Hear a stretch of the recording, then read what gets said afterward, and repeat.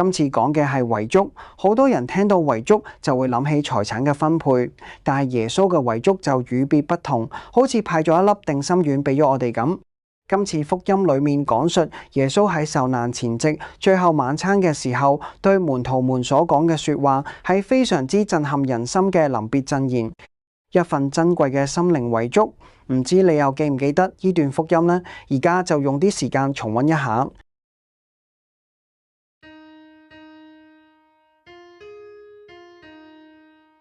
那時，耶穌對門徒說：不要讓世事擾亂你們的心，你們要信賴天主，也要信賴我。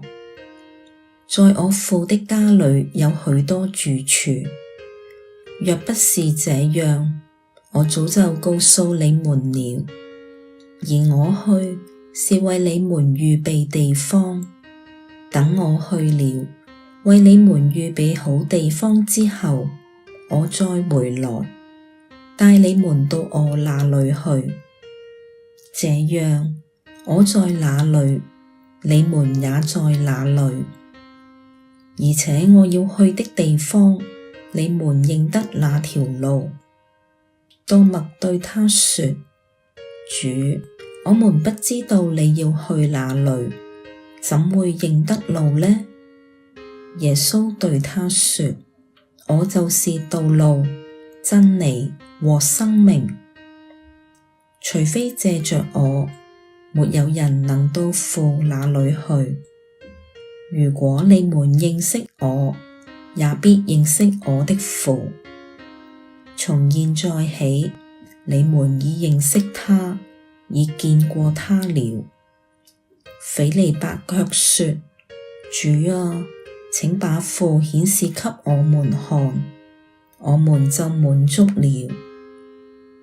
耶穌回答他說：斐理伯，我跟你們在一起這麼久了，你還不認識我嗎？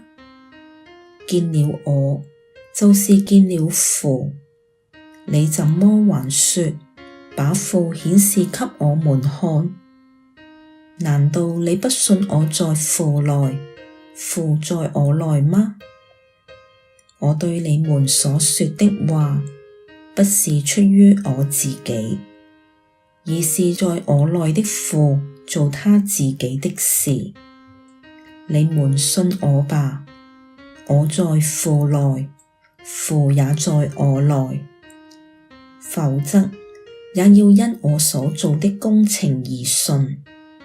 我實實在在告訴你們，我所做的事，信我的人也要做，甚至要做比這些更偉大的事，因為我要到父那裏去了。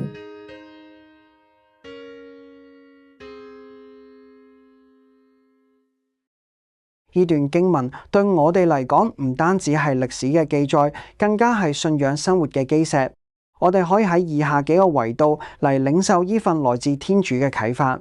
喺動盪不安之中，重拾信德嘅錨點，耶穌就同門徒講：你們心裏不要煩亂，你們要信賴天主，也要信賴我。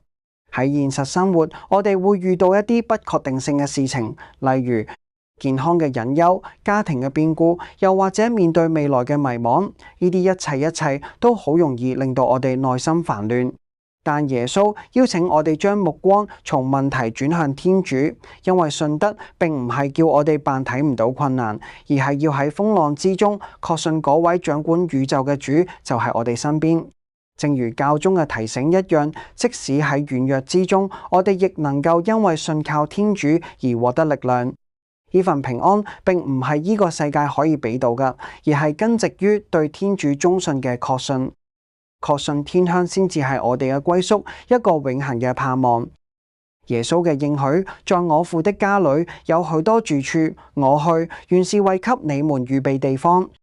我哋有時會感到孤獨，覺得自己喺世上只係過客，唔到真正嘅歸屬感。而呢句說話俾到我哋終極嘅盼望。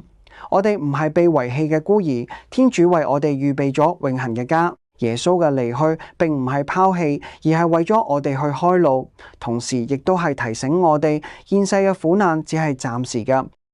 喺經文之中，耶穌亦再次提醒我哋：我是道路、真理、生命，除非經過我，誰也不能到父那裏去。凡信我的，我所做的事業，他也要做，並且還要作比這些更大的事業。大家開始咗呢個偉大嘅事業未呢？願主祝福你，保守你。拜拜。